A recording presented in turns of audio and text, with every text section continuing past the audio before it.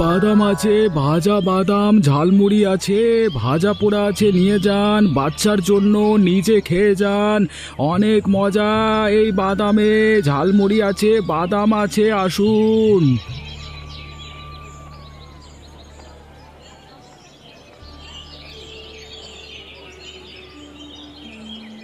তা দেখছি তোমার দোকান তো ভালোই চলছে। ওপরওয়ালার ইচ্ছায় আমার দোকান ভালোই চলছে। তা তোমাদের কি লাগবে? ভাজা পোড়া দেবো নাকি তোমাদের? আমরা ভাজা পোড়া খাই না, আমরা খাই টাকা। কত ব্যবসা করেছো, টাকা তো দাও দেখি। কি সব বলছো? আমি ব্যবসা করেছি, তোমাদের টাকা দেবো কেন? কি সব কথা বলছো? মজা করছো নাকি? তোমার সাথে মজা করব কেন? তুমি কি আমাদের বেয়াই লাগো নাকি? এখানে দোকান দিয়ে ব্যবসা করছো অথচ টাকা দেবে না, তা কি করে হয়? তাড়াতাড়ি এখনই টাকা ফেলো। আমি কোনো টাকা দিতে পারবো না। আমার ব্যবসা করতে অনেক কষ্ট, তোমাদের টাকা দেবো কেন? আরে বেটা, তোর বাপের জমি নাকি এটা? এখানে এসে ব্যবসা করছিস, আবার বলছিস টাকা দিবি না? যা এখান থেকে, যা যা, না হলে মেরে তাড়িয়ে দেবো বলে দিলাম। না না, আমি এখান থেকে যাব না। ও যাবি না? আচ্ছা ঠিক আছে, এখনই তোর মজা দেখাচ্ছি। ভোলানাথ দা, ধরো তোর দোকানটা এখনই ভেঙে দিই।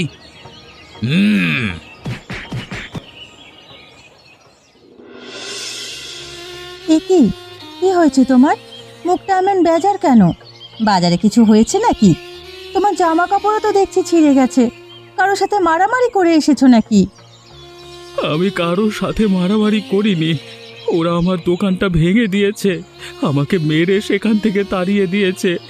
আমার দোকানের সব কিছু শেষ হয়ে গেল। ওরা বলেছে আমি আর দোকান দিতে পারবো না ওই হাটে।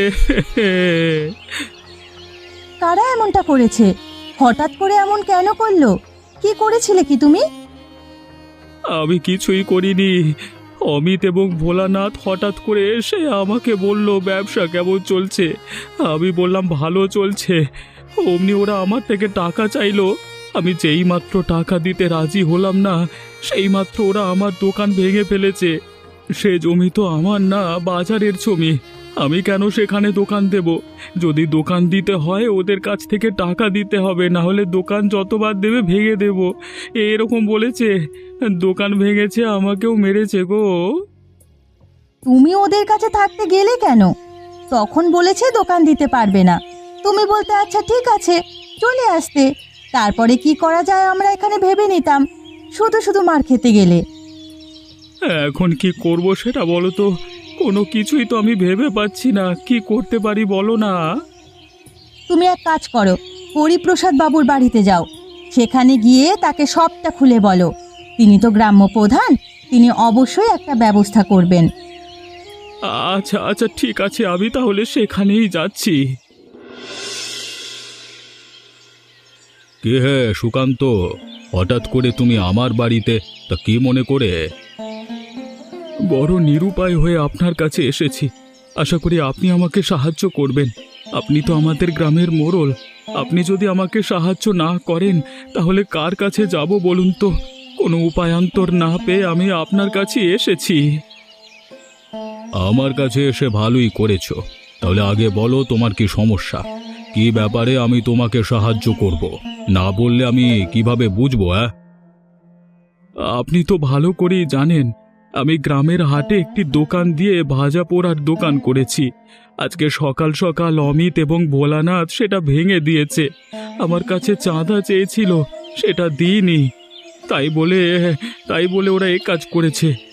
আপনি বললে ওরা হয়তো কিছুই করবে না। আপনি একটা ব্যবস্থা নিন। আমার কাছে কোনো ব্যবস্থা নেই, তবে আমি তোমাকে একটা সাহায্য করতে পারি। কি সাহায্য করতে পারেন আমাকে বলুন তো?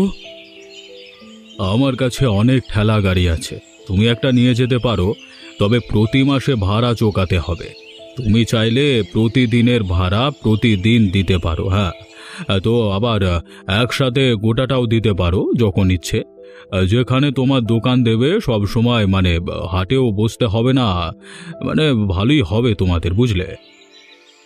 আমার দোকানটা কি ওখানে দেওয়া যায় না? তাহলে আমি তোমাকে সাহায্য করতে পারবো না। আচ্ছা ঠিক আছে, সমস্যা নেই।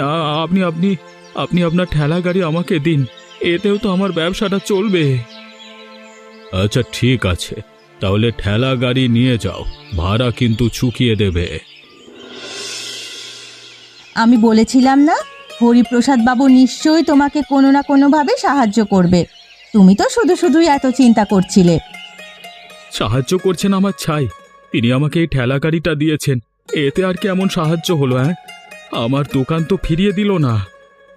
তাও তো তোমাকে একটা ঠেলা গাড়ি দিয়েছে ব্যবসা করার জন্য, এটা তোমাকে কে দিত বলো তো? শুধু শুধু তিনি আমাকে এই ঠেলা গাড়িটা দেননি, তিনি আমাকে মাসিক ভাড়া হিসেবে ঠেলা গাড়ি ব্যবহার করতে দিয়েছেন। প্রতিদিনের ভাড়া প্রত্যেক দিন দিতে হবে, না হলে মাস শেষে একসাথে দিতে হবে। ভাড়া না দিতে পারলে ঠেলা গাড়ি নিয়ে নেবেন। যে কয় টাকা আয় রোজগার করব তার অর্ধেক তাকে ভাড়া দিতে দিতেই চলে যাবে। তাহলে আর আমার থাকলো কি? কি বলছো তুমি? তিনি তোমাকে ঠেলা গাড়ি বাড়াতে দিয়েছেন? তাহলে তুমি এটা আনতে গেলে কেন? না এনে কোনো উপায় আছে নাকি? না আনলে আমার ব্যবসা করব কিভাবে? তাহলে তো না খেয়েই মারা যাব, বাজারে তো আর দোকান দিতে পারবো না। তাহলে আর কি করার, যা হওয়ার হয়েছে। তুমি এক কাজ করো, বাজার থেকে জিনিসপত্র আরও কিছু কিনে নিয়ে আসো, ঠেলা গাড়িটা সুন্দর মতো সাজাও। কালকে সকাল থেকে আবার নতুন বাজারে যাবে। তবে তুমি চাইলে এখন দোকান পরিবর্তন করতে পারবে, এক জায়গায় দোকান দিতে হবে না। এটা আমার জন্য ভালো হয়েছে। তুমি এখন আমাকে খাবার দাও, খাবার খেয়ে না হয় বিকেলে বাজারে যাব। আচ্ছা ঠিক আছে। ইরে সুকান্ত, তুই দেখি ঠেলা গাড়িতে করে দোকান দিয়েছিস। আগের দোকান কি হয়েছে তোর? আমি তো তোর আগের দোকানে গিয়ে দেখি সব কিছু ভাঙা চোরা। জানিস না, তোর এখানের ভাজা পোড়া না খেলে আমার ভালো লাগে না। গতকাল আমি তোকে খুঁজে গেছি, এখানে পাইনি। আজকে খুঁজতে আসলাম, তা দেখছি তুই ঠেলা গাড়িতে করে ভাজা পোড়া বিক্রি করছিস। কিছুই করবার নেই বুড়িমা, সবই আমার কপালে এসবই আমার লেখা ছিল। এই জন্য এখন ঠেলা গাড়িতে বিক্রি করতে হচ্ছে দোকান ছেড়ে গো। কি এমন হয়েছে যে তোকে ঠেলা গাড়িতে করে এখন বিক্রি করতে হলো এসব?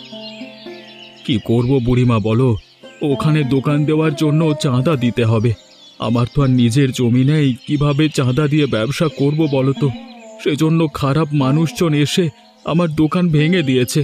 আমি তো অসহায় মানুষ, কিছুই করতে পারলাম না। কিছু করতে গেলে পরে দেখা যাবে এই ঠেলা গাড়িতে করে তাও বিক্রি করতে পারছি না, না খেয়ে থাকতে হচ্ছে, এমনকি গ্রাম ছেড়ে চলে যেতে হতে পারে। থাক, যা হওয়ার তা হয়েছে। এসব নিয়ে তুই মন খারাপ করিস না, সত্যের জয় সব সময় হয়। আজকে তোর খারাপ দিন, কাল ভালো হতে কতক্ষণ। তবে তুই কখনো অন্যায়ের সাথে মাথা নত করবি না, মাথা উঁচু করে বেঁচে থাকার চেষ্টা করবি। তোমাকে দেখেই তো আমি শিখি, তুমি তো ন্যায়ের প্রতীক। এক সময়কাল আমাদের গ্রামের শিক্ষিকা ছিলে। ওসব কথা রাখ, তুই আমাকে ভাজা পোড়া দে, ভাজা পোড়া খেয়ে মনটা একটু শান্ত করি। সালার এই সুকান্তকে দেখে আমার মেজাজটা তো একদম খারাপ হয়ে গেল। কালকে ওর দোকানটা ভেঙে চুরে দিয়েছিলাম, এখন আবার ঠেলা গাড়ি নিয়ে দোকান বসিয়েছে, আমাদের সাথে ঝামেলা করেছে, আবার দোকান দিয়েছে। মন চাচ্ছে সালাকে এখনই মেরে গ্রাম ছাড়া করে দিই। তোর তো শুধু ওকে গ্রাম ছেড়ে তাড়িয়ে দিতে মন চাচ্ছে, আমার তো মন চাচ্ছে ওকে এই পৃথিবী থেকেই সরিয়ে দিয়ে। সালার এত সাহস, আমার সাথে ঝামেলা করতে আসে। আমরা যে কারা সেটা হয়তো ভুলিয়ে গেছিল। চাইলেই তো এখন আর কিছু করতে পারবো না। হরিপ্রসাদ বাবু নিজেই নাকি ওকে এখন ঠেলা দিয়ে এখানে দোকান দিতে বলেছে। তিনি জানেন আমরা ওকে উচ্ছেদ করেছি, তাও যে কেন দোকান দিতে দিলেন সেটাই তো বুঝতে পারলাম না। হরিপ্রসাদ বাবুর লাভ না থাকলে তিনি তো কিছুই করতে দেন না। তিনি আমাদের দিয়ে দোকান উচ্ছেদ করিয়ে তারপর তাদের থেকে টাকা নিয়ে আবার দোকান দিতে দেন। এইভাবেই তো তিনি গ্রামের মহৎ হয়ে আছেন। এমনি এমনি তো ওই সুকান্তকে ঠেলা তিনি দেননি, নিশ্চয়ই মাসিক ভাড়া হিসেবে দিয়েছে। সেটা আমি ভালো করেই জানি যে তিনি ওকে ভাড়া হিসেবেই দিয়েছে, তার লাভ আছে এখানে। তিনি যেহেতু দিতে দিয়েছে তাহলে কিছুই বলবার নেই। এই শোন অমিত, হরিপ্রসাদ বাবু আমাদের একটি কাজ দিয়েছিল, সেটা কিন্তু করতে হবে। সমস্যা নেই, সে কাজ একটু পরেই করব, আর একটু রাত হোক। আরে আমি তোদের কি বলেছিলাম, লোকটাকে মারবি না, শুধু ভয় দেখাবি। আরে মারলে আমার কোনো লাভ আছে? ভয় দেখালে আমার কাছে আসবে বিচার নিয়ে, তখন আমি তাদের ফাঁদে ফেলে নিজের ফায়দা করতে পারবো। আর তোরা লোকটাকে এমনভাবে মেরে ফেললি। এই আমরা আসলে মারতে চাইনি বাবু, এই যখন ভয় দেখাতে চাচ্ছিলাম, একটা ছুরি ছিল লোকটার কাছে, একটা বিয়ের করে আমাদের আঘাত করতে আসে, তখন ধস্তাধস্তিতে নিজেদের বাঁচাতে গিয়ে মানে তার পেটে ছুরি ঢুকিয়ে দিই। এটা একটা দুর্ঘটনা, আমাদের কিছুই করবার ছিল না। এখন কি করব বলুন তো? কাজ তো ঘটিয়েই ফেলেছিস, এখন আর কি করবি? এই লাশটাকে এখনই ওই বাঁশ ছাড়ের নিচে ভালো করে মাটি চাপা দিয়ে দে। তবে যদি কোনোভাবে ধরা পড়িস, আমার নাম কিন্তু বললে তোদের পরিবার সহ গায়েব করে দেব। তোরা তো ভালোভাবেই বুঝতে পারছিস। আপনি এসব নিয়ে ভাববেন না, আমরা কোনোভাবেই ধরা পড়ব না। ধরা পড়লেও আপনার নাম বলবো না, আপনি এসব নিয়ে চিন্তা করবেন না। আচ্ছা ঠিক আছে, তাহলে ভালো করে এখনই এই লাশটা মাটি চাপা দিয়ে দে। খেলার শব্দ শুনলাম, জঙ্গলের ওপাশের রাস্তাটা কেউ কি আবার আমাদের দেখে ফেললো না তো? এটা তো মনে হচ্ছে সুকান্তের ঠেলার শব্দ। দিলি তো একটা ঝামেলা বাঁধিয়ে। এখন তাড়াতাড়ি লাশটা আগে চাপা দিয়ে দে, অন্য কেউ দেখবার আগে। ওরে ওই দিকটা পরে দেখছি, চল চল চল।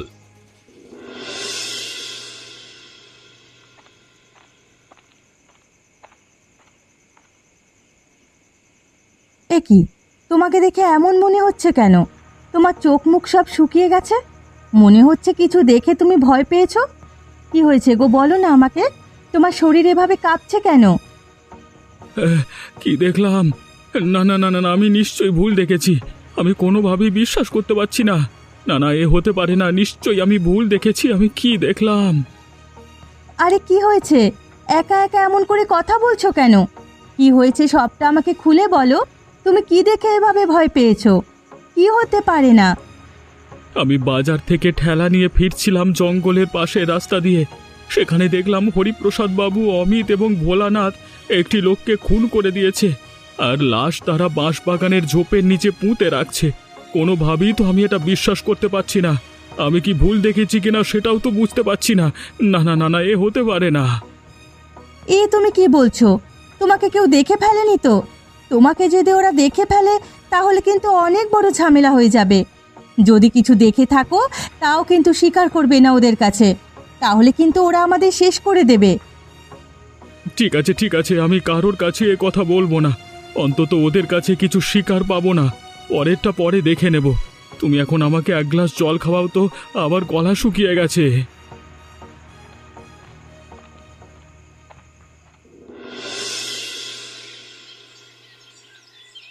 এই সুকান্ত, আরে এই সুকান্ত, বাড়িতে আছো?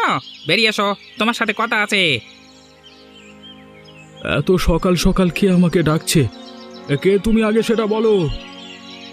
আমি হচ্ছি ভোলানাথ, হরিপ্রসাদ বাবু আমাকে পাঠিয়েছে। ঘর থেকে বেরিয়ে আসো, কথা আছে তোমার সাথে, তাড়াতাড়ি এসো।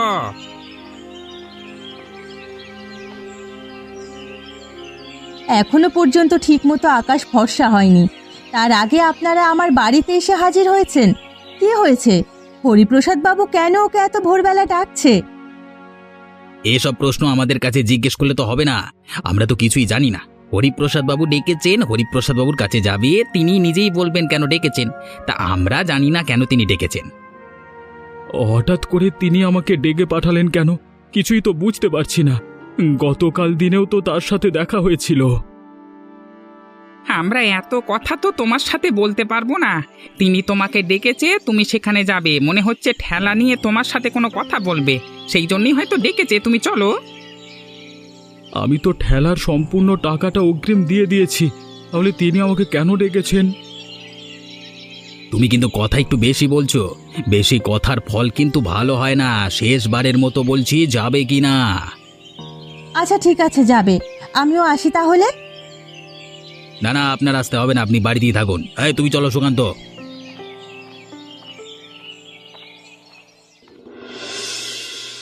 আপনি কি আমাকে ডেকেছেন হরিপ্রসাদ বাবু? ওরা বলছে ঠেলার সম্পর্কে নাকি আপনি কথা বলবেন। ঠেলার সব টাকা তো আমি আপনাকে পরিশোধ করেছি, অগ্রিমও দিয়েছি, তাহলে এত ভোরবেলা আমাকে এভাবে ডেকেছেন কেন? সেজন্য তোমাকে আমি ডাকিনি। তুমি কি গতকাল রাতে বাঁশবাগানে জঙ্গলের পাশে কিছু দেখেছো? মানে অমিত আর ভোলানাথ নাকি শব্দ পেয়েছে যে তুমি ঠেলা নিয়ে সেখানে সেই রাতে যাচ্ছিলে। তত রাতে সেখানে তুমি কি করছিলে? আমি তো এখন ঠেলায় ভাজা পোড়া বিক্রি করি, শুধু গ্রামে বিক্রি করি না, বাইরে যতগুলো গ্রাম আছে সেখানে গিয়েও আমি বিক্রি করি। সব বাজারে আমি ঠেলা নিয়ে চলে যাই। গতকাল পাশের গ্রামে গিয়েছিলাম, সেখানে বিক্রি করে আস্তে আস্তে দেরি হয়েছে, এজন্য অত রাতে সেখান থেকে আমি আসছিলাম। আমি আপনাকে বলেছিলাম না বাবু, আপনি তো তখন তেমন একটা আমার কথা বিশ্বাস করছিলেন না। এবার আমার কথা বিশ্বাস করলেন তো? আমি তো বলেছিলাম ঠেলার শব্দ শুনেছি আমি। তুমি কি সেখানে কিছু দেখেছো সুকান্ত? আপনি কিসের কথা বলছেন? আমি তো কিছুই বুঝতে পারছি না হরিপ্রসাদ বাবু, আমি তো কিছুই দেখিনি সেখানে। নিশ্চয়ই মিথ্যে কথা বলছে বাবু। আপনি বলুন, ওকে এখনই শেষ করে দেবো আমরা। তোমরা চুপ থাকো। সুকান্ত, একটা কথা ভালোভাবে মাথায় ঢুকিয়ে নাও। তুমি যদি কোনো কিছু দেখেও থাকো তাহলে তা ভুলে যাও। না ভুলে গেলে আমরাই তোমাকে ভুলিয়ে দেব। পরিবার সহকারে নিশ্চিহ্ন হয়ে যাবে, ঠেলাও যাবে, না খেয়ে মরবে। কিছুই বুঝতে পারছি না, আমি কিছু দেখিনি বললাম তো, আপনারা কি বলছেন কি? না দেখে থাকলে আরো ভালো, তাহলে তো কোনো সমস্যাই নেই। তুমি যাও, তবে আমি যে কথাগুলো বলেছি সেগুলো মাথায় রেখো। তোমার দোকান যেভাবে গিয়েছে তুমিও কিন্তু দুনিয়া থেকে চলে যেতে পারো। তোমার পরিবার রাস্তার ভিখিরি হয়ে যাবে, মনে রেখো। ইরে সুকান্ত, কি খবর তোর? আজকাল তো ঠিক মতো দেখাই পাওয়া যায় না। আগে তো মাঝে মধ্যে এসে আমাকে ভাজা পোড়া দিয়ে যেতি, এখন তো দেখি তোর বউ আমার বাড়িতে আসে না। কি হয়েছে তোদের বল তো? এখন তো জানোই বুড়িমা, আমার আবার ঠেলার ভাড়া দিতে হয়, সেই জন্য বিভিন্ন গ্রামে গিয়ে আমার বিক্রি করতে হয়, না হলে তো আমার লোকসান হয়ে যাবে। সেজন্য সময় করে এখন আর এদিকটা আসতে পারি না। ও আচ্ছা, বুঝলাম। তা আজকে কোথাও যাসনি?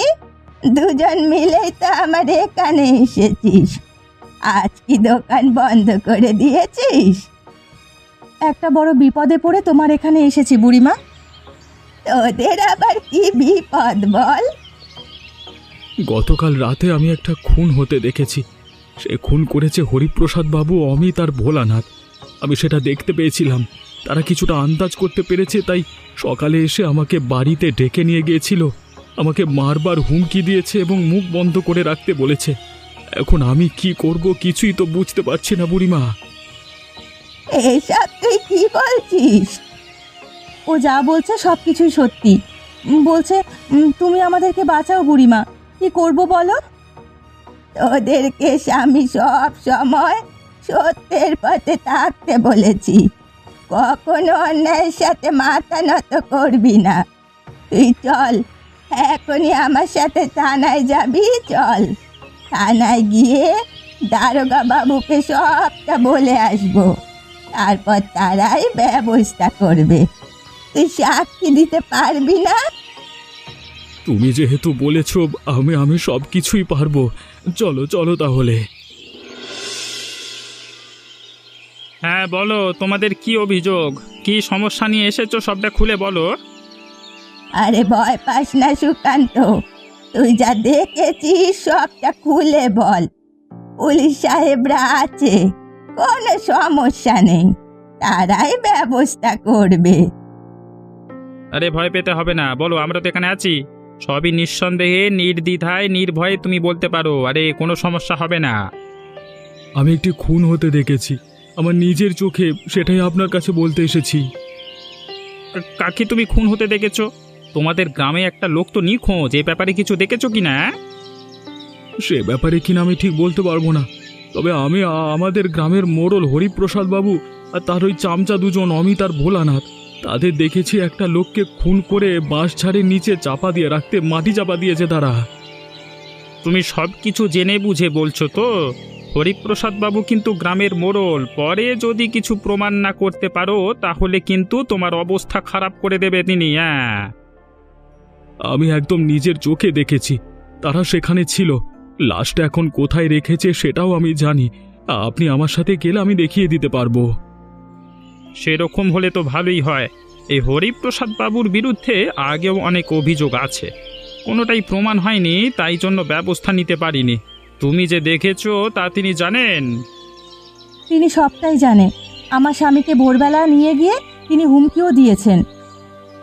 আচ্ছা ঠিক আছে, যেহেতু জানে সেহেতু নিশ্চয়ই লাশটা আজকে সরিয়ে ফেলার চেষ্টা করবে।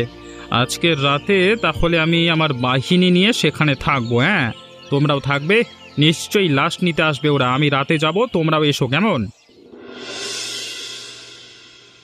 এখানেই তো লাশটা মাটি চাপা দিয়েছিলিস, তাই না?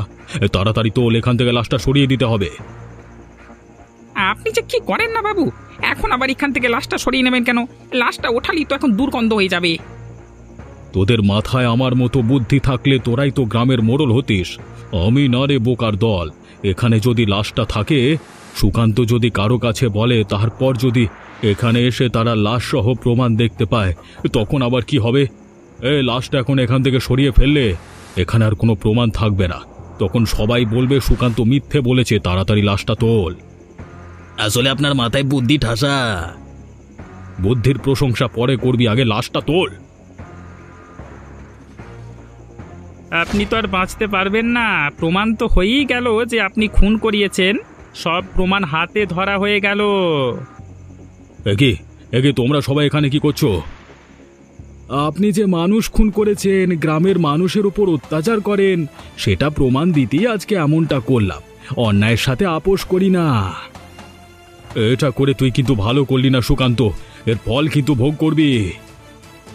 আপনার এত বড় সাহস, আমার সামনে আপনি আবার ওকে হুমকি দিচ্ছেন? না, আপনি তো মানুষ খুন করেছেন, আপনার তো নিশ্চয়ই ফাঁসি হবে। ওকে আবার কখন দেখে নেবে না? আরে এই দুটোকে ধরো, সবগুলোকে বেঁধে থানায় নিয়ে চলো। দেখেছিস, সত্যের পথে থাকলে কত ভালো হয়। এখন গ্রামের মানুষ অত্যাচার থেকে বাঁচবে। তুই তো দোকান দিতে পারবি। তুমি আসলে সবসময় সঠিক সিদ্ধান্ত নাও বুড়িমা, তোমাকে অনেক ধন্যবাদ। হয়েছে হয়েছে, চলো বাড়িতে ফিরে যাই, কালকে নতুন দোকান দেবো।